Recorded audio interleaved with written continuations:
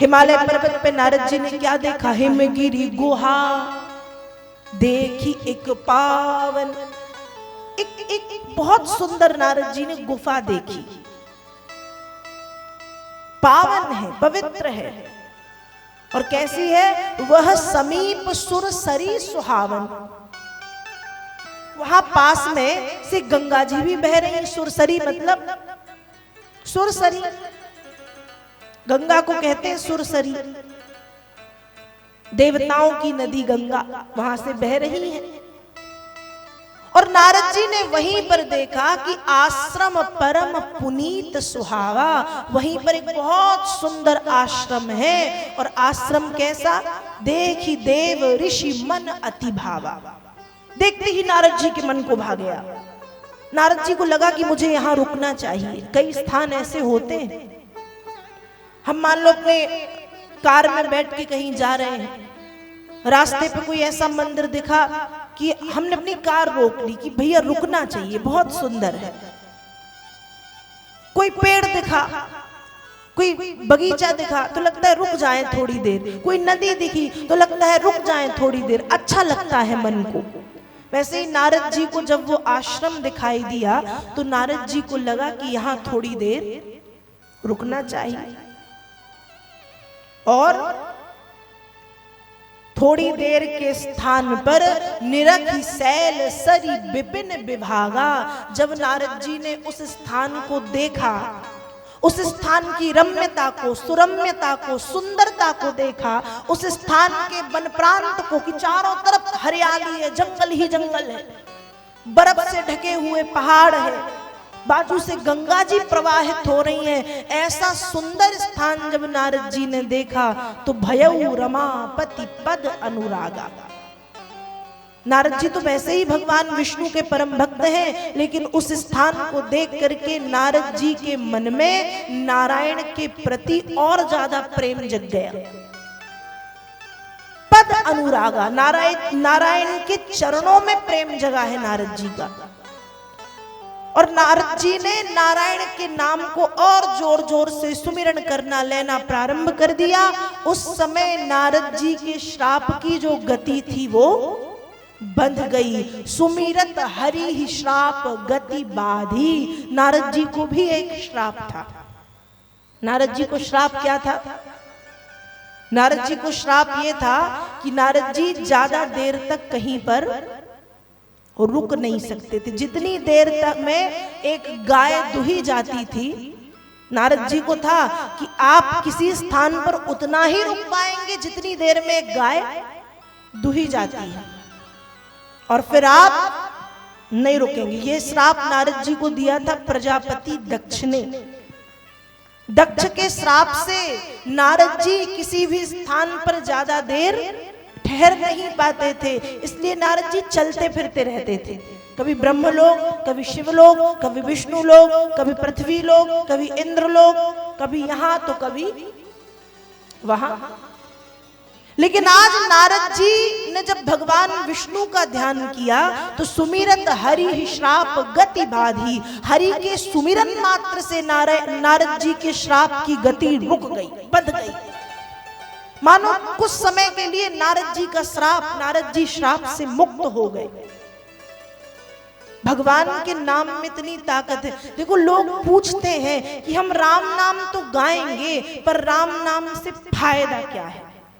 पूछते हैं ना कि राम नाम से फायदा क्या है? तुम 1 रुपए का, 5 रुपए का गोबर खाते हो। गोबर मतलब गुटखा। और गोबर तो मैंने बहुत ऊंचा शब्द बोल दिया, गोबर तो कुछ काम का रहता है। अब वो शब्द मैं बोल नहीं सकती ना यहाँ से। तो 1 रुपए का, 5 रुपए का तुम गुटखा खाते हो, गैया बैलों जैसे मुंह चलाते रहते हो, उसको खाने का कोई फायदा है कि नहीं? अब जो गुटखा खाने वाले उनको तो बहुत गुस्सा आ रहा होगा कि ये क्या बोल दिया। जैसे वो गैया क्या करती रहती है, मुंह चलाती रहती है ना, पगार क्या कहते हैं, पगुराती रहती है। वैसे गुटखा खाने वाले पगुराते रहते हैं। तो जब 1 रुपए और 5 रुपए का गुटखा खाने वाले गुटखा खाने के पहले सोचते ही नहीं कि इससे फायदा क्या। फायदा तो कुछ नहीं है, मुझे जहां तक लगता है नुकसान ही है, फायदा नहीं है। उसका फायदा हम नहीं पूछते, और तो फिर ये क्यों कहते कि राम नाम लेने से फायदा क्या है। अरे भैया लेके तो देखो, फायदा ही फायदा है। राम नाम लेने से फायदा ही फायदा है। अब लोग कहते हैं कि हमने तो खूब भजन किया, हमारे जीवन में बड़े कष्ट आए, भगवान ने बड़े दुख दिए। ध्यान रखिएगा, भगवान सबको दुख देते हैं, तो जब भगवान इस पृथ्वी पर आते हैं तो उतना दुख भगवान भी झेलते हैं। जब भगवान कृष्ण इस पृथ्वी पे आए तो सबसे बड़ा कष्ट कंस के कारागार में पैदा हुए थे, जेल में। हम तो अच्छी अच्छी हॉस्पिटल में पैदा होते हैं, भगवान जेल में पैदा हुए, और पैदा होते ही चल दिए कहां, गोकुल। 6 दिन के थे तो पूतना को मारा, और न जाने कितने कितने कष्ट भगवान ने सहे। गोकुल से वृंदावन, वृंदावन से मथुरा, मथुरा से द्वारिका। तो केवल मनुष्य के जीवन में कष्ट नहीं है, यदि भगवान भी इस पृथ्वी पर आए हैं तो भगवान ने भी उन कष्टों को उठाया है। तो जीवन में जो कष्ट आते हैं, छोटे या बड़े, वो हमारे प्रारब्ध के कारण है। उसमें आप भगवान को दोष मत दो, उसमें भगवान दोषी नहीं है। हम जब हमारे जीवन में कष्ट आते हैं तो हम भगवान को गाली देते हैं, हम भगवान को दोष देते हैं, हम भगवान को दोषी ठहराते हैं। भगवान दोषी नहीं है, कहीं ना कहीं कोई कर्म ऐसा होगा जो आड़े आ गया, कुछ तो किया होगा, कोई तो प्रारब्ध रहा होगा। खैर ये बात की बात है। तो मैं आपसे ये बता रही थी कि राम नाम, जब हम सड़ी सी चीजों को करने में फायदा नहीं सोचते, हम कभी गुटखा खाने में, सिगरेट पीने में, शराब पीने में, मांस खाने में फायदा नहीं। अब लोग कहते हैं मांस खाने में बड़ा अच्छा, तो कच्चा खा के बता दो, हम समझ जाएं कि अच्छा लगता है। लोगों को मांस अच्छा, कोई किसी के मुख से मैंने सुना कि मांस कोई कच्चा नहीं खा सकता, उसमें फ्लेवर होता है, उसमें जो मसाले डलते हैं उससे उसको जैसे पकाया जाता है, उस पकाने के तरीके को हम पसंद करते हैं और वो खाते हैं।